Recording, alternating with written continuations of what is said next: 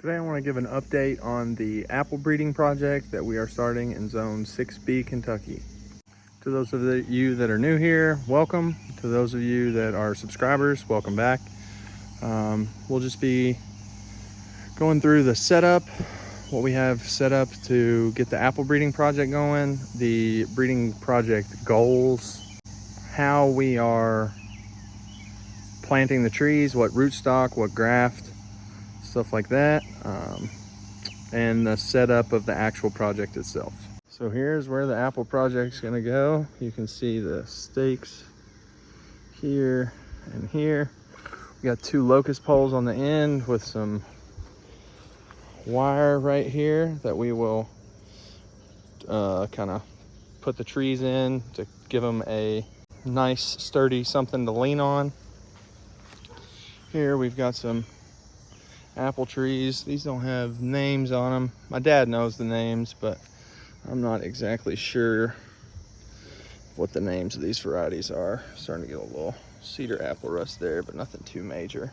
If you come over here, we've got some seedlings going. These were from, this red one's kicking. These were from apples that we found really tasty throughout the year last year. So we saved them and decided to work them into the project. Here are the babies. So on the bottom, they have an M111 rootstock right here. This painted section is, I believe, a Bud 119, and then the desirable apple. So like for this one is Hoople's Antique Gold. This one is Grimes Golden. What all we got here? This one's Calville Blanc.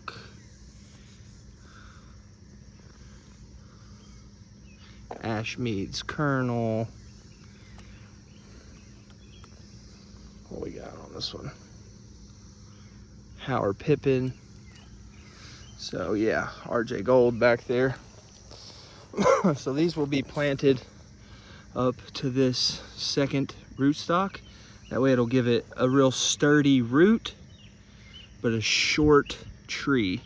So we'll have to prune off any suckers that come up out of the ground. It's now 7:30 in the evening.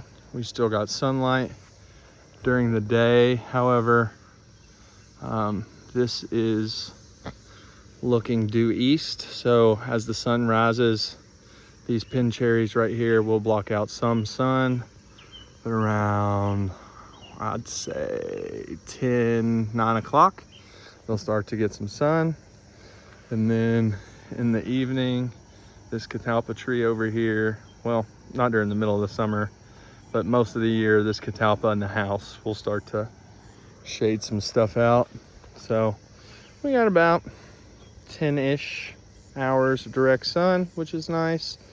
Ideal location in that respect.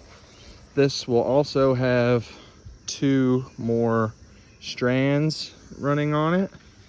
So we've got them spaced, it looks about like 18 to 24 inches. But yeah, so we'll plant them every so often, so far apart. Gotta watch out for all my vegetables as I'm walking through here. Got some peppers and some onions, baby tomato. And here's some okra that's direct sown. It's starting to look like maybe this guy's gonna show up to play. That's all we got going so far, but that's all right. Keep on wandering through here. Gotta watch out for my garlic here. Some more tomatoes. But yeah, so as you'll notice, this guy right here is leaning quite a bit. And so that's how we intend to plant them all. This one's a little bit far away, so it'll have to get transplanted this fall, closer to that strand down there. But we'll put, I want to say they're going to be on like 18-inch centers. Give them a little bit of space, but not too much. But yeah, this is where our apple project is going to go. Throughout the project, we will be saving seed from our favorite varieties, cross-pollinating along the way. We'll be doing our own cross-pollinating and saving seed and stuff from our favorite. Well, I gotta pick some flowers off this here pepper. Gotta make sure it gets big, tall, and strong. But yeah, we'll be saving seeds from our favorite of the grafts that we've made. Continue to make grafts along the way.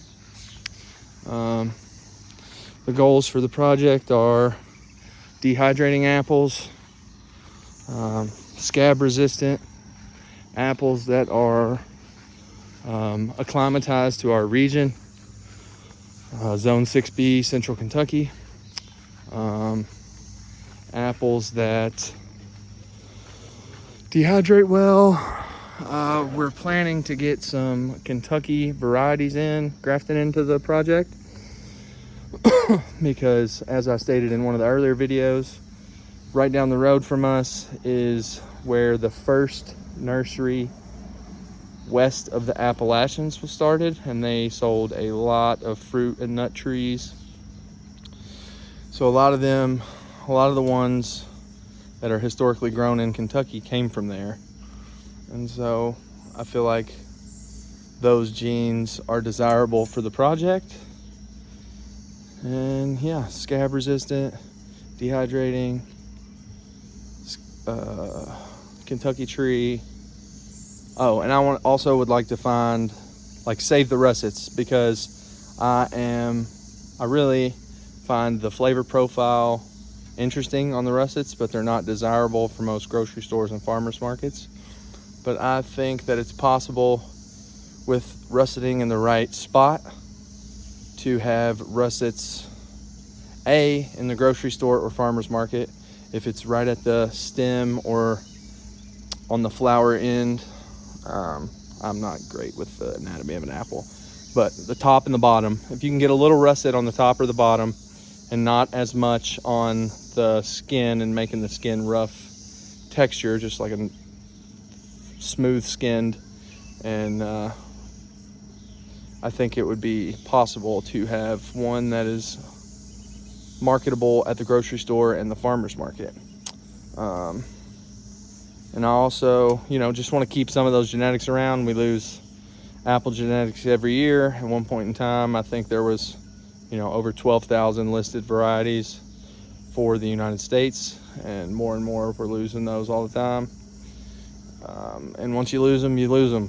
There's no getting them back unless you're a wild apple hunter.